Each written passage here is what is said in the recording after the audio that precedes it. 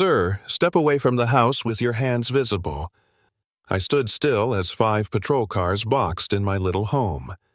Red and blue lights flashed against the windows. Officers with hands on their holsters, eyes sharp with suspicion.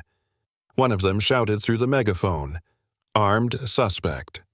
Drop your weapon and step outside." Why? Because I'd planted a for sale sign in my front yard, and Victoria Harlow, the 30-year-old HOA president of our peaceful little neighborhood, decided that no one leaves Willow Creek without her permission. No warrant, no crime. Just me trying to start over and fulfill the promise I made to my late wife. But what Victoria didn't know. Inside that 5th patrol car sat someone she never should have crossed. Someone who was about to turn everything upside down. 3 years ago, cancer stole Lisa from me. She wasn't just my wife. She was my anchor, my conscience, and the one who believed vegetables could heal more than just bodies, they could heal hearts. In her final weeks, too weak to stand for long, Lisa had insisted on planting one last thing, a single basil plant by the kitchen window. "So you don't forget what green smells like," she'd whispered. "That basil is still alive, still growing. Every morning I check on it like it's her heartbeat. Every leaf feels like a reminder of the promise I made as she held my hand in that quiet hospital room. Keep growing, keep giving. Don't let them silence what we started." So no, this wasn't just about moving out. This was about honoring the only thing that ever mattered, Lisa's dream. Our dream. And I wasn't going to let anyone, especially Victoria Harlow, kill it. 3 years ago, cancer stole Lisa from me. She wasn't just my wife. She was my anchor, my conscience, and the one who believed vegetables could heal more than just bodies, they could heal hearts. In her final weeks, too weak to stand for long, Lisa had insisted on planting one last thing, a single basil plant by the kitchen window.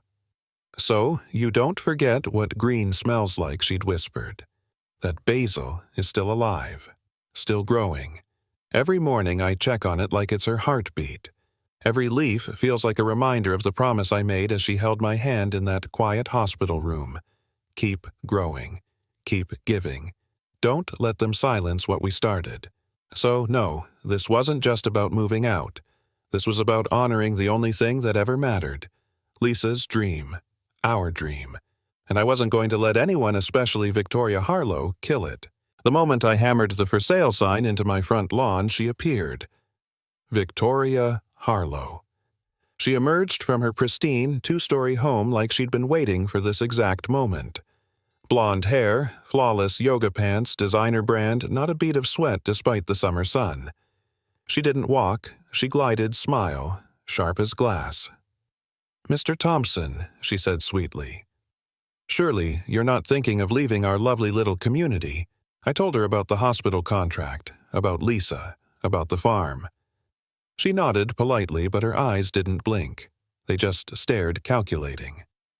"Well," she said, inspecting her perfect nails, "moving can be complicated. I do hope you've reviewed Section 14.3 of our HOA bylaws regarding property transitions."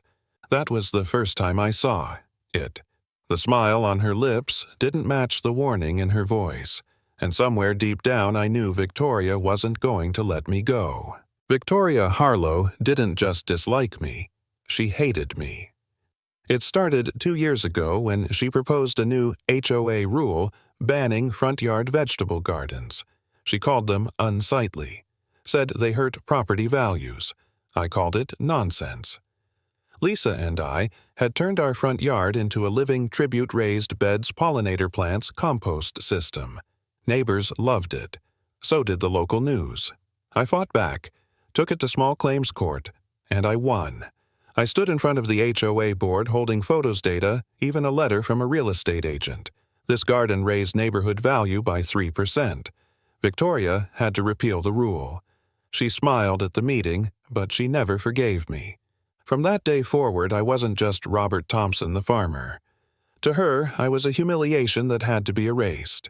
And now I was trying to leave, which meant I was escaping her control that she couldn't allow.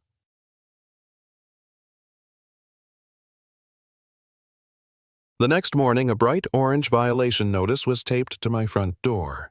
$500 fine. Reason, commercial vehicle parked over 2 hours in residential zone. My produce truck, parked in my own driveway. I'd lived here 10 years. Nobody had ever cited that rule before, because no one enforced it, until now. I spotted Victoria across the street watering her roses with theatrical grace. She didn't look over, but she didn't have to. 2 hours later, she rang my doorbell wearing that same hollow smile. "Robert," she cooed. "Just doing my part to keep Willow Creek beautiful." I paid the fine, then hit record on my phone as I asked, "Is this about the truck or me leaving?" Her lips barely moved. This is just the beginning.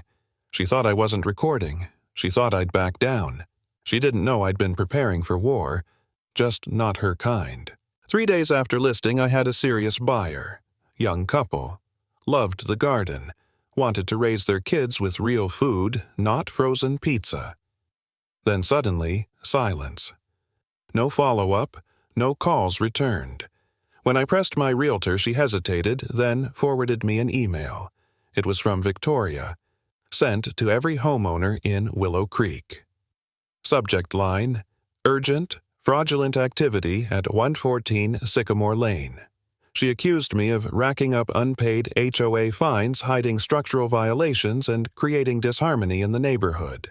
Attached was a list of 47 supposed infractions, each with photos and fabricated timestamps. In truth, I'd had 2 parking violations in 10 years, both during harvest. But the damage was done.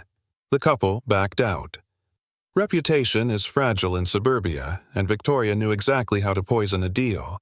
She hadn't just attacked my name. She'd attacked Lisa's legacy, and for that I wasn't going to forgive her. I wanted to march across the street, to shout, to rip that HOA violation letter in her face. But I didn't, because I remembered Lisa, lying in that hospital bed, voice soft but fierce. "Don't fight with fists, Robert. Fight with patience, with proof. That's how good people win." So, instead of anger, I opened a folder on my computer. I created a new one, Victoria Evidence. I began collecting. Every email, every false claim, every HOA notice and photo she doctored. I even saved security footage, her standing at the edge of my property watching. Always watching. This wasn't just spite. It was control. Psychological warfare. And she was good at it. But I had something stronger, Lisa's voice in my head. And a lifetime of learning how to grow something out of nothing, including justice. The knock came at my back door, soft, hesitant. It was Maria Alvarez, owner of the bakery on Maple Street. She looked over her shoulder twice before stepping inside, flour still dusting her sleeves. "Robert," she whispered, clutching a worn leather notebook. "We can't talk here. Victoria has Mike watching your house." Mike, the man in the beat-up white van with the tinted windows. I'd seen him idling near my driveway, always parked, never smiling. I'd thought he was just strange. But Maria leaned in, eyes wide with urgency. He's not just watching, he's reporting back to her. Pictures, notes. He's her shadow. I felt my stomach turn. This wasn't HOA enforcement, it was surveillance. Maria's voice trembled. "I've seen this before. You're not the first." She placed the notebook in my hands. "You need to see what she's done to others, before it's too late." His name was Mike Dunley, 48, ex-military. No job, no badges. But thanks to Victoria, he now wore a vest that read HOA security like it meant something. He lived 3 blocks over until 3 months ago when he suddenly moved in with Victoria. Since then, he'd parked his dented white van across from my house almost every day, watching, writing, taking photos. Neighbors said he'd rummage through recycling bins at night, claimed he was looking for evidence. But we all knew better. His eyes lingered too long on women. His presence made people cross the street. Victoria introduced him at the last HOA meeting as our new compliance enforcer. I called him what he really was, a hired thug, a scarecrow with a clipboard. And now Maria was telling me he wasn't just watching. He was building a file. And I was the target on the cover.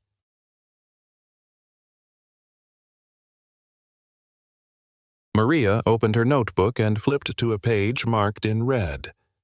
"Robert," she said quietly, "you're not the first." She pointed to 3 addresses, 3 families, all gone now. All of them tried to sell and leave. All of them got hit with fake violations, HOA fines, anonymous complaints. Then their buyers mysteriously pulled out. Sound familiar?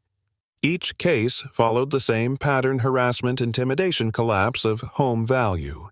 Then a mysterious LLC swooping in with a lowball cash offer.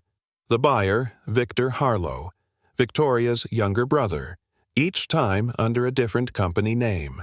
They sell cheap just to get out, Maria said. And guess who renovates and flips the homes? I felt something in my chest crack, not fear, not even anger. Clarity. This wasn't personal vendetta anymore. It was business, ruthless engineered systematic abuse, and I had just become target number 4. Maria slid the notebook across my kitchen table. 2 years of ink. Dates, times, screenshots, printouts, names. 47 violations issued to other residents, most of them fabricated. She fined me $800 for illegal frosting storage in my bakery fridge, Maria said bitterly. I nearly lost the business. She flipped to another page. Text messages, emails, HOA memos with Victoria's initials. Then her voice dropped. Last week, she told me if I didn't vote yes on the new HOA budget, she'd burn my bakery down. My eyes met hers. There was fear, but more than that, fury. My husband's a cop, she said. Even he said we needed more than just stories. We needed patterns, proof, and now I have it. She looked at me hard. She's getting bolder, Robert. Sloppier, arrogant. I tightened my grip on the book. Then it's time we made her arrogance, her biggest mistake.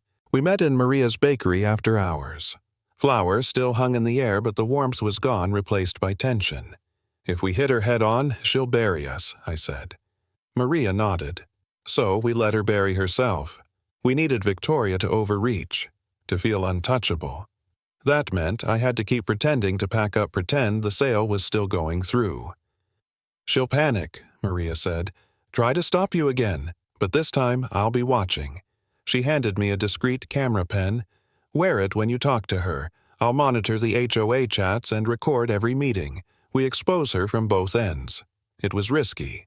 Victoria had friends in high places. She knew how to cover tracks. But paranoia makes people sloppy. And arrogance, that makes them predictable. The trap was set. Now all we had to do was wait for her to walk into it. 2 days later, the trap snapped shut, just not the way I expected. A tow truck rolled into my driveway, chains rattling, hazard lights flashing. Victoria stood across the street, arms folded, watching like a warden.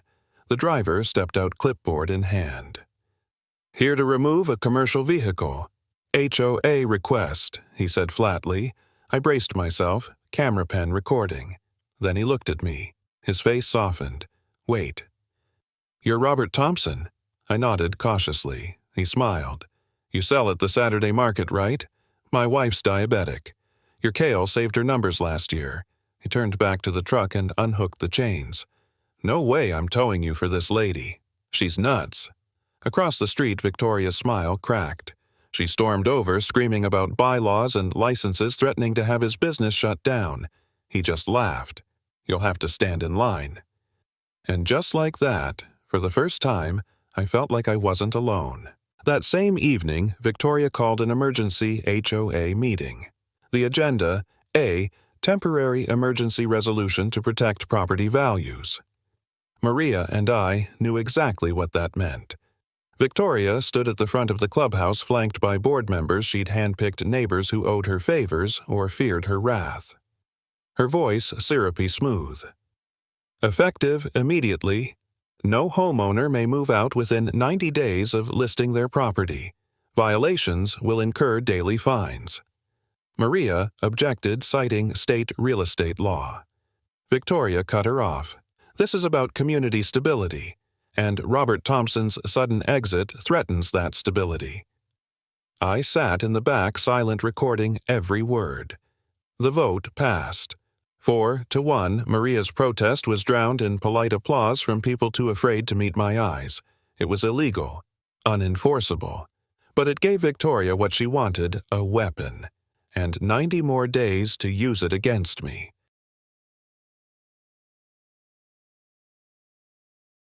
What Victoria didn't know that night was that Maria had been live-streaming the entire HOA meeting to the neighborhood's private Facebook group. At first, only a handful watched. But when Victoria started shouting down residents, mocking the elderly, threatening board members, and naming me directly, the view count exploded. "Robert Thompson thinks he can just walk away," she sneered. "Nobody leaves Willow Creek without my permission." Her voice cracked with rage. Spit flew. Her calm mask was gone.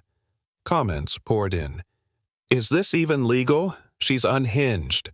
Why is she holding a knife?" Maria slowly panned her phone toward Victoria's designer handbag, clearly revealing the outline of a switchblade. Gasps filled the room. Victoria lunged for Maria's phone, screaming, "This is a private meeting. You're violating HOA protocol." But it was too late. By morning, over 600 residents had seen the video. And for the first time, Victoria Harlow was no longer feared. She was exposed. At 3:07 a.m., my security cameras caught movement. Mike, creeping through my yard like a raccoon in boots. Spray can in one hand, a shovel in the other. He ripped up rows of lettuce-stomped tomato seedlings and spray-painted one word across the trellis: traitor. And behind him, standing at the edge of the street, arms crossed, was Victoria, watching, smiling. In the morning, I stepped into the ruin. What had taken Lisa and me years to nurture was now shredded, trampled, desecrated. But the worst part, on the porch sat a single red rose. Taped to it a note. "This is what happens when you betray your community." Not signed, didn't need to be. I stood there, dirt on my hands, knees in mulch, heart pounding. Lisa would have cried, but I didn't. I burned. This wasn't war anymore, it was personal. By noon it was 95 degrees. The air inside my house hung like wet cotton. Fans dead, fridge silent. The irrigation system offline. Victoria had filed an emergency maintenance request through an HOA contractor, one of her shell companies. Within hours, my electricity and water were safely disconnected until further notice. I called the city. They had no record of the outage. My vegetables, Lisa's heirloom seeds. Years of selective cultivation began to wilt, then shrivel. By sunset, the basil plant was the only one left untouched. Everything else was dying, slowly, loudly. Customers called asking if I'd be at the farmer's market. The hospital left a voicemail. "Concerned about your first delivery. Is everything all right?" I lied, just a small delay, but I could feel it. Victoria wasn't just after my land. She wanted my name ruined, my contract dead, my promise to Lisa obliterated, and unless I moved soon. She might get exactly that. That night I sat at the kitchen table in candlelight, hands trembling. I reached for the one ritual that never failed me, writing to Lisa. I'd written to her every Sunday since she passed. Folded the letters, left them by her garden. But this one hurt more than the rest. "My love, the garden is dying. Your basil still stands stubborn as ever, but the rest, it's all wilting. She's cut the power, the water, and I'm running out of time. I tried to stay calm like you taught me, but I'm so damn tired, Lisa." I sealed the letter with dirt on my fingers and grief in my chest. Outside, I heard the click of a camera. Mike. Again. I waved. Not because I wanted to, but because I refused to let him see me break. And just as I turned back inside, my phone buzzed. "Nathan, Dad. Time off approved. Be there tomorrow. Hang on." Nathan pulled up just before sunrise. No sirens, no uniform. Just a plain car and quiet eyes that reminded me so much of Lisa. He parked down the block out of sight from Mike's van. We hugged on the porch. The kind of hug that says, I'm here now. You don't have to carry this alone. He looked around at the dead garden, the vandalized gate, the silent power meter. Jesus, Dad, he whispered. She really did all this, I nodded. She's dangerous, Nathan. And careful. She knows people. Hides behind bylaws and fake fines. She's untouchable. Nathan's jaw tightened. Then it's a good thing I've got some vacation days and that I'm a cop who knows how to build a case. For the first time in weeks, I breathed easier. The house was still broken, the garden still dead, but now I wasn't fighting alone anymore.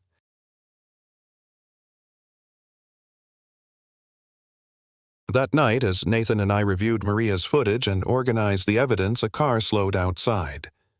Victoria's. She didn't get out. She just sat there, engine running, lights off, staring. Then she raised her phone to her ear, speaking into it with chilling calm. Maria texted me seconds later. She just said, Mike, go with Plan B. I looked at Nathan. He froze. What's Plan B? We didn't know, but the way she said it, the calculation, the stillness, it felt like something irreversible had just been set in motion. Later that night, Mike's van vanished from its usual spot. Gone. Silent. But we knew he wasn't far. Nathan double-checked the doors, the windows, the locks. The house wasn't just under siege anymore. It was being watched, measured, hunted. And something was coming. We just didn't know when or how bad it would be. 2 days later, Victoria called another emergency HOA meeting. The clubhouse was packed, neighbors tense, some angry, some afraid. Victoria walked in like a queen reclaiming her throne. Due to rising concerns, she declared, I'm enacting emergency authority. All home sales must receive direct HOA presidential approval. Violations will result in the frozen transactions and liens. The room buzzed. Someone gasped. Maria stood up, calm, unshaken. Victoria. She said your emergency ends now. She pulled out her phone and began reading. Fake contractors paid with HOA funds. Residents harassed into selling properties funneled through your brother's shell companies. Victoria's face paled. You're lying, she shrieked. This is all fabricated, but people had heard enough. Neighbors began standing up one by one, sharing their own stories, their own fear. Victoria screamed over them, but her voice was drowned in outrage. The dam had cracked, and the flood was just beginning. The night after the HOA meeting imploded, everything went quiet. Too quiet. Victoria vanished from the neighborhood chat. Mike's van didn't return. But Maria sent a single message that made my blood run cold. Robert? She's asking questions about Nathan. She knows he's a cop. Nathan didn't flinch when I told him. He just nodded, jaw clenched. She's cornered, he said. Now she's looking for leverage. We reviewed our camera footage. Nothing. But the silence itself was a tactic. The next morning, Nathan found his tires slashed. A dead crow laid on the hood wing spread like some sick warning. Later, one of his fellow officers texted, Someone's been calling HQ, asking about your record, using your badge number. It wasn't just me anymore. Victoria had set her sights on my son, and whatever Plan B was, it had officially begun. It started with a single message from Maria. She just called the police, said there's an armed intruder at your house. She's pointing at Nathan. I didn't even have time to respond before the sirens hit. 5 squad cars tore down Sycamore Lane tires, screeching lights flashing. Officers jumped out, guns drawn, ducking behind open doors. A voice blared through a megaphone. Armed suspect, hands in the air. Nathan stood slowly from the porch, hands raised. Calm, steady. Dad, he whispered, don't move. No sudden gestures. Victoria stood across the street, sobbing theatrically.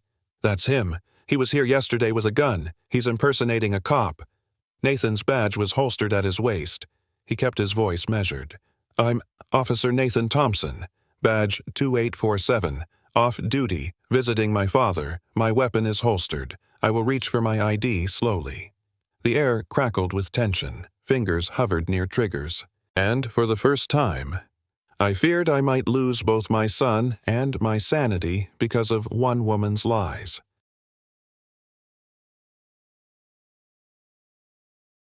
The lead officer's gun never wavered. Do not move. We've received a confirmed report of an armed intruder threatening a homeowner. Victoria wailed louder across the street, pointing again. That's him! He threatened me! He's faking everything! Nathan didn't flinch. Sergeant, he said calmly. Verify with Officer David Martinez. He trained me. Call HQ. I am who I say I am. One of the younger officers hesitated. Wait. Thompson. You're the guy who got the Commissioner's Award for Youth Outreach, right? Recognition sparked. Tension flickered. But the lead officer still aimed. Then, a personal vehicle screeched to a halt. Stand down. Sergeant Rodriguez stepped out, badge held high. That's Officer Nathan Thompson. Riverside PD. I know him personally. The gun lowered. Breath returned. But across the street, Victoria's face twisted, not in fear, but fury. She hadn't expected Rodriguez. And she definitely hadn't expected to lose control of the story. Not yet. Not like this. With the officers now standing down, Victoria snapped. She stormed across the street in heels and fury, Mike trailing behind her like a loyal guard dog. You're all blind, she screamed. He's dangerous. You're conspiring against me. I'm the president of this HOA. I own this neighborhood neighbors had gathered. Phones were recording. No one said a word. Mike puffed up, waving a clipboard. I've been documenting everything. That man's a threat.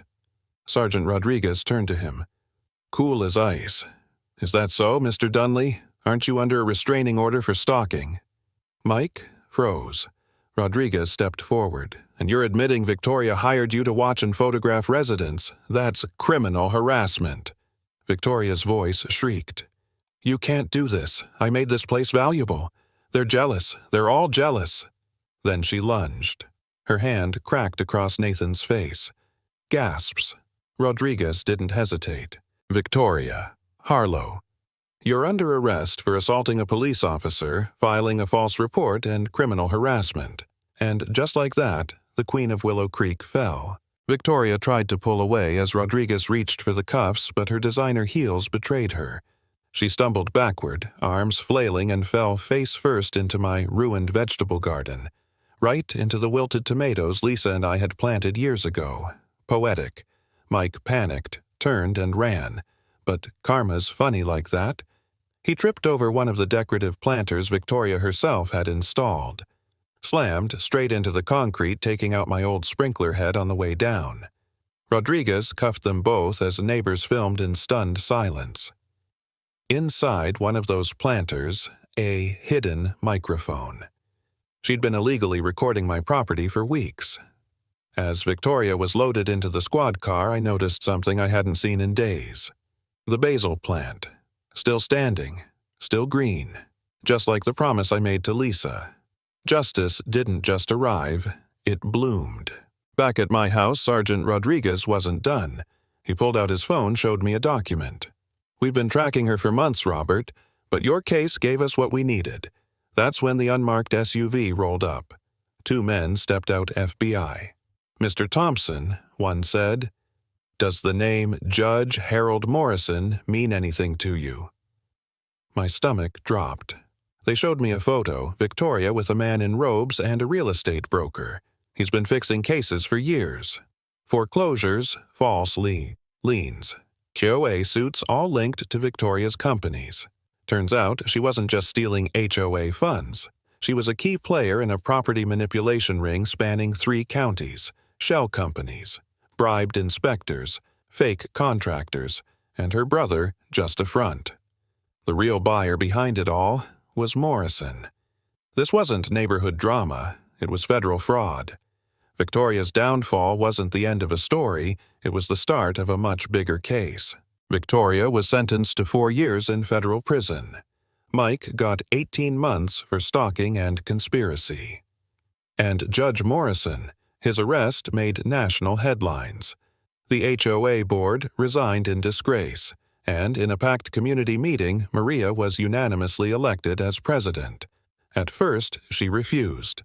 "I don't want power, I just want peace." But the crowd wouldn't let her step down. Her first act, she voided every one of Victoria's rules. The 90-day moving restriction gone, the garden bans abolished, and front yard gardens now encouraged, with monthly prizes. Neighbors who once looked away now brought tools and water. They helped me replant what had been destroyed. Even Tom, the neighbor who once sided with Victoria, returned with lumber and seeds. "Your wife helped mine during chemo," he said. "This is the least I can do." Within a week, Lisa's garden wasn't just alive again. It was bigger than ever, and for the first time in years. So was hope. 8 months later, I stood in the new greenhouse surrounded by life. Lisa's basil now grew in a place of honor, and around it, dozens of thriving plants tended by neighbors' families Victoria once tried to destroy, now rebuilding together. The farm expanded, the hospital contract saved, the dream restored. Nathan helps manage security. Maria runs the HOA with compassion. And every week, someone leaves a note by Lisa's basil. Sometimes a thank you, sometimes a name, sometimes just hope. They say justice is rare. I say it grows slowly, quietly, with care, and sometimes it blooms when you least expect it. If this story spoke to you, if you've ever been silenced, cornered, or made to feel small by someone like Victoria, comment "I know that feeling" below. You're not alone. And ask yourself, do you run from fear, or do you stand and fight with patience, with truth, and with purpose? If you believe in that kind of strength, tap the like button, share this story, and subscribe for more voices that refuse to be buried. Because what you plant with love, you will harvest in time, just like Lisa always said.